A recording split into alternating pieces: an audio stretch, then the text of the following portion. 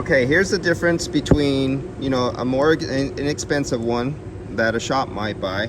Shine that on there. You could see a little something. And then here's a better one. You can really see something. And then here's another one that works really good. You see okay, but this one is better right there. And now imagine trying to see that in full sunlight without the shadow. Right now you have the shadow covering it. You wouldn't be able to see that, like if the direct sun was on it. Yeah. And then this one, you can see it even with the direct sun from the skylight up there. It's easy. But with the cheaper one, you can't. So your technician would miss that. And that's why it's always good to have good tools. Yeah. And you have multiples of them, especially UV light, because they come at different wavelengths, anywhere from say 300 nanometers all the way up to 400 nanometers. So the difficulty in this one, this was completely encased inside here, so you have no access to actually get to the evaporator, because it had a multitude of screws going all the way around. So you can't even pressure test the actual unit itself until you took it apart. And you could not take this apart in the car because their screws were literally on the back side towards the sheet metal of the car, so you couldn't even split the case inside the car.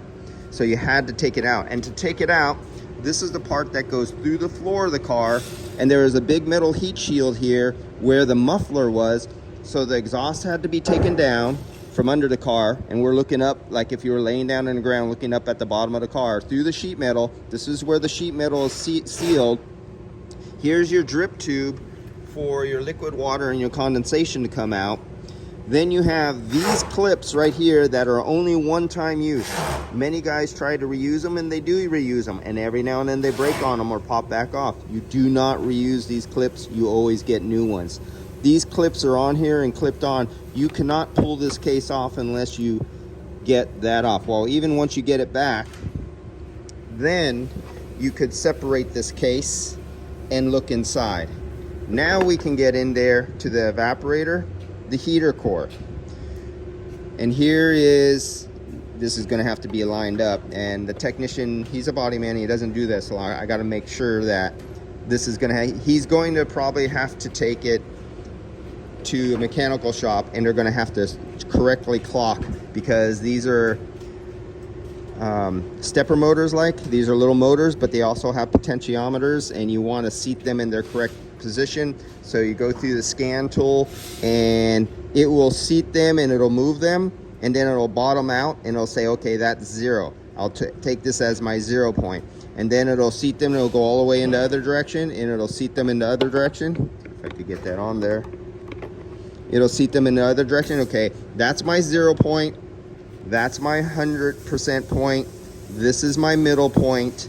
And because they have potentiometers in there, it'll set a new reference and say, okay, now you could give me a correct command from the head unit to tell me when I want heating and air conditioning. Because these do go out of calibration, 12-volt batteries go down, stuff happens.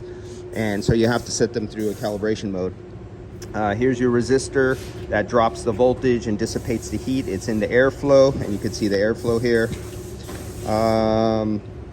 So that is our problem child right there, where you see that little blue-green glow from the UV dye. So there's no reason for me to now take this to a pressure tank or anything and look for any tests, because it's visible and it's really easy to get to now. And this right here closes, and you can see there's a seal right here. So this is completely sealed around the line, so you cannot even access. Once you drop this off, you still cannot access the case. You literally have to pull this back to separate this, because they have a case in a case. So this is separate, and then it's cased off and solid. You can't get access, so you have to pull this back to get this off, because you can't just simply look up inside there. And you have your other possibility. So here's another leak point. So let's take a look at this. There's seals that go right here. You could have a leak point there. That would leak within this internal case that's separated from this internal case because it's sealed off. Then let's look at the back side. There's your expansion valve. you could leak right here. There's more gaskets right here. So you have a gasket here and a gasket here who are a possible leak point. Then when you come over here, sometimes the expansion valves will leak. This is where they set their superheat at the factory, and this screws in and out from down here. Let's see if I could zoom in a little bit. So this is where you could set your superheat. This is where they put it together and the pintle inside and everything. And this is your gas-filled valve to set your superheat. And this has an O-ring right here, and sometimes that will fail and you get a little tiny leak right out of where this inner part screws in and out. So hopefully he's able to get from the factory just the coil, so they don't have to pay for this whole case, and then put it back together. It's gonna have to purge the coolant system, and this is where you have the engine, and then you have the coolant lines that go down and they go across, same for the air conditioning, and then they come back up into this case, and it traps air up high in this back system. This is where you need the vacuum purging tool and do proper vacuum. RTFM, read the fantastic manual and find out how to properly bleed out all the air in the system, so you don't trap air in the system after you put one of these systems back together, because it'll trap a lot of air in that lower line in this upper heater core that's in the back of the system. The simple old guy's way of just purging bubbles out of the front radiator tank don't work no more. All right, see you guys.